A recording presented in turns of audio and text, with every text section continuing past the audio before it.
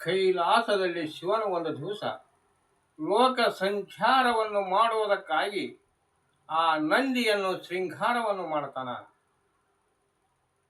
ಜೂಲವನ್ನು ಹಾಕತಾನ, ಕೊರಳಿಗೆ ಗೆಜ್ಜೆಯ ಸರವನ್ನು ಕಟ್ಟುತ್ತಾನ, ಹಣೆಗೆ ಹಣಿಕಟ್ಟನ್ನು ಕಟ್ಟುತ್ತಾನ, ಕೋಡೆಣಸನ್ನು ಹಾಕತಾನ.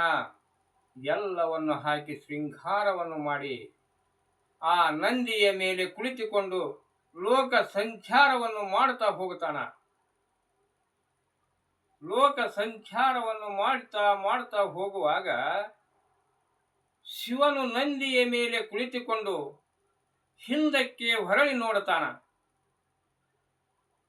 ಆಗ ಶಿವನಿಗೆ ತನ್ನ ನೆರಳು ಅಷ್ಟೇ ಕಾಣಿಸ್ತೈತಿ, ನಂದಿಯ ನೆರಳು ಕಾಣಿಸುವುದಿಲ್ಲ.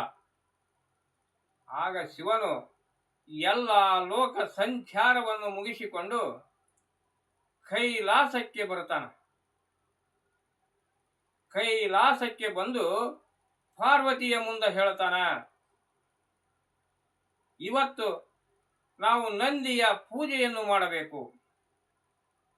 ಆಗ ಪಾರ್ವತಿಯು ಎಲ್ಲ ಪೂಜ್ಯದ ಸಿದ್ಧತೆಯನ್ನು ಮಾಡುತ್ತಾಳ. ಗೋಧಿ ಹುಗ್ಗಿ ಮಾಡಬೇಕಂತ ಒಂದು ಹಂಡೆದೊಳಗ ನೀರನ್ನು ಹಾಕಿ ಒಲಿ ಮೇಲೆ ಇಡುತ್ತಾಳ. ಆ ನೀರು ಹೋದಾಡುವಾಗ ಕುಟ್ಟಿದ ಗೋಧಿಯನ್ನು ಅದರಲ್ಲಿ ಹಾಕಬೇಕು. ಆಗ ಪಾರ್ವತಿಯ ಕೈ ಬೆರಳಿನಲ್ಲಿ ಒಂದು ಹೊನ್ನಿನ ಉಂಗುರ ಇರ್ತೈತಿ. ಆ ಉಂಗುರವು ಬಹಳ ಚಂದ ಇರ್ತೈತಿ. ಆಗ ಪಾರ್ವತಿಯು ಆ ನೀರು ಹೋದಾಡುವಾಗ ಕುಟ್ಟಿದ ಗೋಧಿಯನ್ನು ಹಂಡೆಯೊಳಗೆ ಸುರುವಾಗ ಆ ಹೊನ್ನಿನ ಉಂಗುರ ಜಿರಿದು ಆ ಹಂಡೆದೊಳಗ ಬಿದ್ದ ಬಿಡ್ತೈತಿ. ಆಗ ಅವತಾರವಾಗಿ ಕುದಿಯುವುದನ್ನು ನೋಡಿ ಆ ಪಾರ್ವತಿಗೆ ಆ ಉಂಗುರವನ್ನು ತೆಗೆದುಕೊಳ್ಳುವುದು ಆಗುವುದಿಲ್ಲ. ಹೀಗಾಗಿ ಎಷ್ಟು ಪ್ರಯತ್ನವನ್ನು ಮಾಡಿದರೂ ತೆಗೆಯಲಾರದೆ ಸುಮ್ಮನೆ ಕುಳಿತುಕೊಂಡು ಬಿಡ್ತಾಳ. ಆಗ ಶಿವನು ಅಲ್ಲಿಗೆ ಬರ್ತಾನ. ಅವನ ಮುಂದೆ ಹೇಳ್ತಾಳ, ನನ್ನ ಕೈ ಬೆರಳಲ್ಲಿದ್ದ ಹೊನ್ನಿನ ಉಂಗುರ ಈ ಹುಗ್ಗಿಯ ಹಂಡೆದೊಳಗೆ ಬಿದ್ದೈತಿ. ಆಗ ಶಿವನು ಎಲ್ಲ ದೇವಾನುದೇವತೆಗಳನ್ನು ಕರೆಸುತ್ತಾನ, ಛತ್ರಿಸಿ ಕೋಟಿ ದೇವರನ್ನು ಕರೆಸುತ್ತಾನ. ಎಲ್ಲರನ್ನು ಕರೆಸಿ ಆ ದೇವಲೋಕದಾಗ ಒಂದು ಸಭವನ್ನು ಮಾಡುತ್ತಾನ. ಸಭವನ್ನು ಮಾಡಿ ಅವರೆಲ್ಲರ ಮುಂದೆ ಹೇಳ್ತಾನ, ಈ ಹುಗ್ಗಿಯ ಹಂಡೆಯದೊಳಗ ಹೊನ್ನಿನ ಉಂಗುರ ಬಿದ್ದೈತಿ. ಆ ಉಂಗುರವನ್ನು ತೆಗೆದವರಿಗೆ ತಕ್ಕ ಬಹುಮಾನವನ್ನು ಕೊಡ್ತೀನಿ ಅಂತ ಹೇಳ್ತಾನ. ಆಗ ಎಲ್ಲ ದೇವಾನುದೇವತೆಗಳು ಆ ಅವತಾರವಾಗಿ ಕುದಿಯುವುದನ್ನು ನೋಡಿ ಅದರಲ್ಲಿ ಕೈ ಇಟ್ಟು ತೆಗೆಯಲು ಯಾರು ಮುಂದೆ ಬರುವುದಿಲ್ಲ. ಈ ಅವತಾರವಾಗಿ ಕುದಿಯುವುದನ್ನು ನೋಡಿ ಇದರನ್ನು ನಮ್ಮ ಕಡೆಯಿಂದ ತೆಗೆಯಲು ಆಗೋದಿಲ್ಲ ಅಂತ ಹೇಳಿ ಸುಮ್ಮನೆ ಕುಳಿತುಕೊಂಡು ಬಿಡ್ತಾರೆ. ಆಗ ಶಿವ ಪಾರ್ವತಿಯರು ಆ ಸಭದೊಳಗ ನಂದಿಯು ಕುಳಿತುಕೊಂಡಿರ್ತಾನ. ಆ ನಂದಿಯನ್ನು ಕರೀತಾರ. ನಂದಿ, ಈ ಉಂಗುರವನ್ನು ತೆಗೆಯಲು ನಿನ್ನಿಂದಾದರೂ ಸಾಧ್ಯವೇನು ಎಂದು ಕೇಳ್ತಾರ.